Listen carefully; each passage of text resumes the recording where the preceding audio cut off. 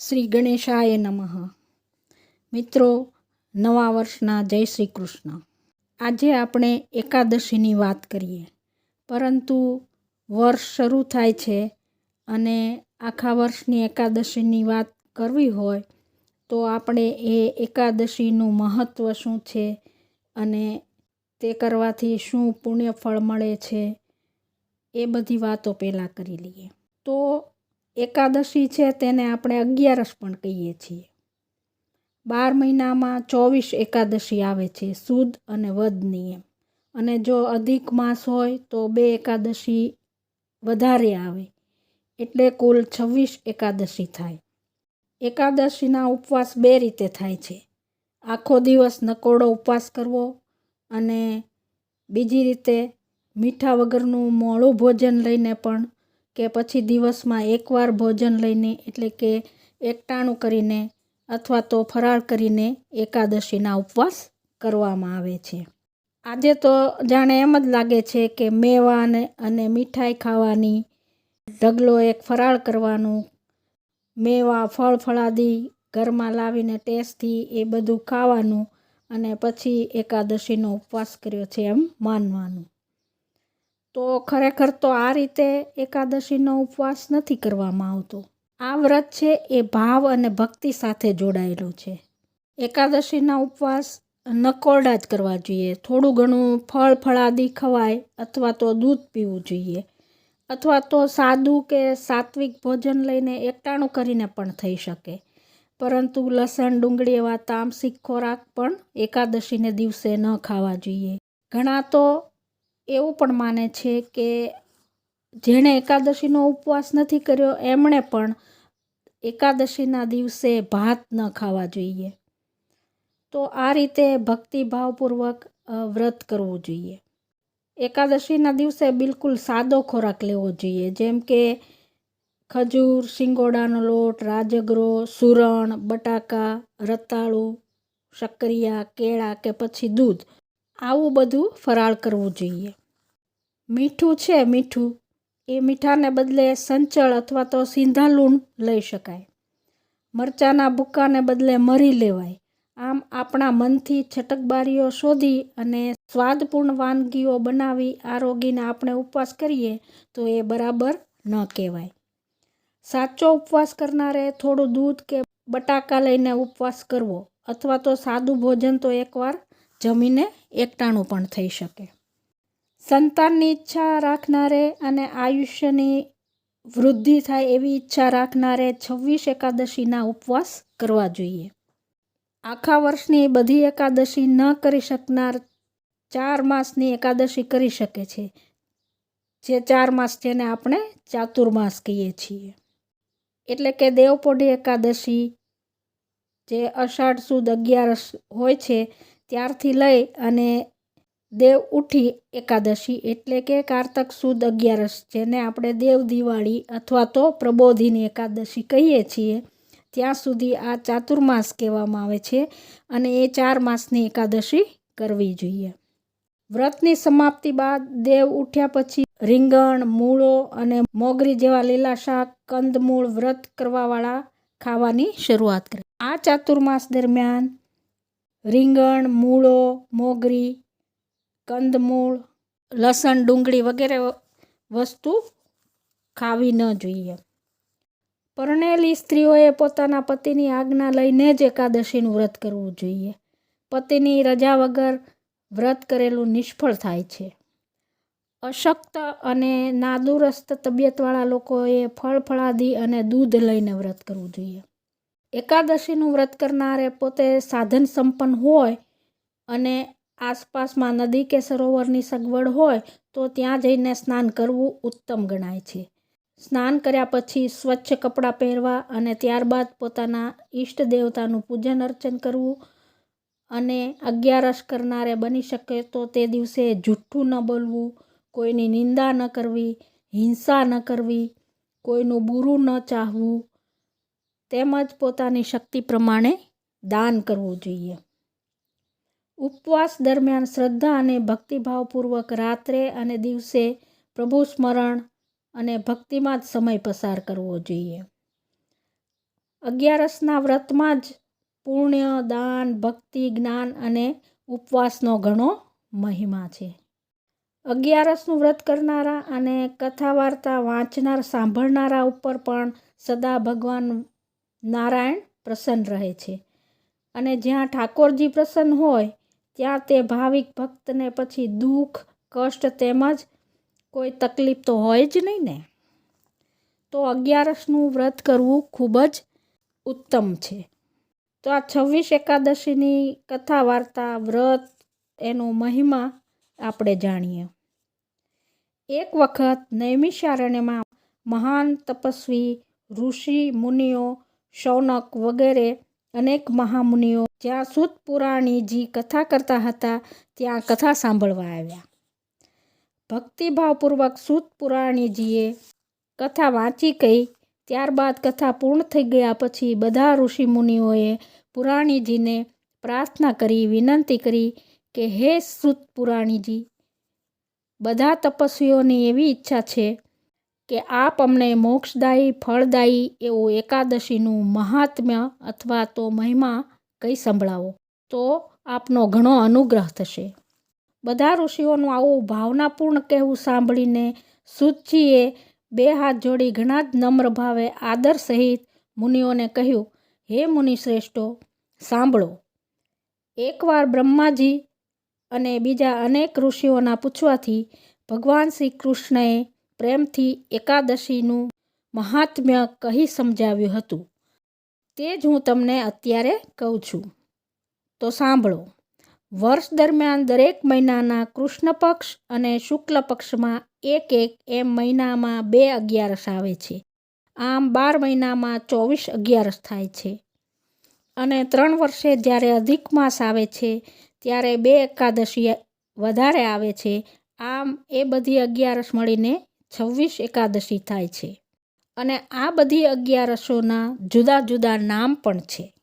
શ્રદ્ધાવાન નર નારી ભક્તિભાવપૂર્વક અગિયારસનું વ્રત કરે છે અને શ્રદ્ધા ભક્તિથી વિધિપૂર્વક પૂજા અર્ચન કરીને એકાદશીનું વ્રત કરનારને મનવાંછિત ફળની પ્રાપ્તિ થાય છે અને પ્રારબ્ધ પૂર્ણ થયે અંતે તેને મોક્ષની પરમ પ્રાપ્તિ થાય છે. એકાદશીના ઉપવાસ કરનારે આગળના દિવસે જ સૂતા પહેલાં મન પવિત્ર કરી, મુખ સાફ કરી અને સૂવું જોઈએ અને વિષ્ણુ પરમાત્માનું નામ સ્મરણ કરતાં કરતાં સૂઈ જવું જોઈએ. અગિયારસનો ઉપવાસ કરનારે સવારે વહેલા ઉઠી સ્નાનાદિથી પરવારી સુંદર સ્વચ્છ કપડાં પહેરી નારાયણ ભગવાનનું ધ્યાન કરવું. ત્યાર પછી વિધિપૂર્વક ઠાકોરજીની પૂજા અર્ચના કરવી. અગિયારસનું વ્રત કરનારે તે દિવસે નકોરડો ઉપવાસ કરવો અને જો ન રહી શકાય તો એક સમય જમીને એકટાણું પણ કરી શકાય. કૃષ્ણ પક્ષની એકાદશી હોય કે શુક્લ પક્ષની અગિયારસ હોય, ભક્તિભાવવાળા ભાવિકજનોએ બંને એકાદશીને સમાન ગણી અને ભેદભાવ રાખ્યા સિવાય શ્રદ્ધાથી અગિયારસનું વ્રત કરવું. આ બંને એકાદશીઓનું ફળ સમાન હોય છે અને એક સરખું જ મળે છે. તો મિત્રો, આ થઈ આપણે વર્ષની શરૂઆતમાં જ આપણે જોયું કે એકાદશી 12 મહિનાની કરવાથી આપણને શું પ્રાપ્ત થાય છે. તો હવે આપણે જોઈએ આ વર્ષની આપણી પ્રથમ એકાદશી એટલે કે કારતક સુદ એકાદશી, જેને દેવ ઉઠી એકાદશી અથવા તો પ્રબોધિની એકાદશી કહે છે, તે એકાદશીની વ્રત કથા સાંભળીએ. તો પહેલાં આપણે જોઈએ ક્યારે છે પ્રબોધિની એકાદશી અથવા તો દેવ ઉઠી એકાદશી, કે જેને દેવ ઉત્થાન એકાદશી પણ કહેવામાં આવે છે. તો આ વર્ષે કારતક સુદ એકાદશી તારીખ 11/11/24 ને સોમવારે સાંજે 6:48 શરૂ થઈ અને 12/11/24 મંગળવારે સાંજે 4 વાગ્યા સુધી રહે છે. એટલે આપણે ઉદયા તિથિમાં વ્રત કરવા ધારીએ તો મંગળવારના દિવસે વ્રત રાખવાનું થાય છે. મંગળવારે શુભ મુહૂર્તોમાં અભિજીત મુહૂર્ત છે બપોરે 12 થી લઈને 12:51 વાગ્યા સુધી. તો આ સમયમાં આપણે પૂજાપાઠ વગેરે કરી શકીએ. અને આપણે સૌ આગળ પણ ચર્ચા કરી છે વ્રત પૂજન વિધિ કઈ રીતે એ આપણે સૌ જાણીએ છીએ. સૌ પોતપોતાની શ્રદ્ધા મુજબ કરતા જ હોય છે. તો ચાલો મિત્રો, હવે આપણે જોઈએ પ્રબોધિની એકાદશીની વ્રત કથા. એકવાર નારદજીએ બ્રહ્માજીને કાર્તિક શુક્લ પક્ષની એકાદશી વિશે પૂછ્યું તો બ્રહ્માજીએ કહ્યું, કાર્તિક માસમાં શુક્લ પક્ષની 11 પ્રબોધિની એકાદશી કહેવામાં આવે છે અને તે એકાદશી પાપનો નાશ કરનાર અને પુણ્યની વૃદ્ધિ કરનાર છે. આ 11નું મહત્ત્વ એ છે કે આની કથા શ્રવણ કરનાર, એનું મનન કરનાર, એનો ઉપવાસ કરનાર દરેક નર નારીને ભક્તિ અને શાંતિ પ્રાપ્ત થાય છે. તો આ દિવસે ખાસ ઉપવાસ કરવો અને વાર્તા તો સાંભળવી જ જોઈએ. આ દિવસે 11નો ઉપવાસ કરનારને 1000 અશ્વમેઘ યજ્ઞ કરવા જેટલું અને સેંકડો રાજસૂય યજ્ઞો કર્યાનું ફળ મળે છે. આ ઉપરાંત પ્રબોધિની એકાદશીનું વ્રત ઉપવાસ કરનાર જો 1 ટંક જમીને એકાદશી કરે તો તેને 1 જન્મનું અને ફક્ત રાત્રિના 1 વખત ભોજન કરવાથી 2 જન્મનું અને નકોરડા ઉપવાસ કરવાથી 7 જન્મના પાપોનો નાશ થાય છે. અને ન માગેલું તેવું વ્રત ધારણ કરનારને અનાયાસ જ આ વ્રતના પ્રભાવે પુણ્ય ફળ પ્રાપ્ત થાય છે. આ એકાદશીના દિવસે જો થોડું પણ પુણ્યદાન કરવામાં આવે તો તે કરેલું થોડું પુણ્ય પણ અનેક ગણા પુણ્યદાનનું ફળ આપે છે. અને જો વધારે પુણ્યદાન કર્યું હોય તો પર્વત જેવડા ફળની પ્રાપ્તિ કરાવે છે. પરંતુ પુણ્યદાન છે એ કહેલી વિધિ અનુસાર આપવું જોઈએ અને જો વિધિપૂર્વક દાન અને પુણ્ય થાય તો જ ફળ પ્રાપ્તિ થાય. વિધિ કર્યા વગર કરેલા પુણ્ય ફળદાનનું ફળ થોડું પણ મળતું નથી. માટે એકાદશીના ઉપવાસ કે વ્રત કરનારે વિધિપૂર્વકનું દાન પુણ્ય કરવું જોઈએ, તો તે ફળદાયી બને છે.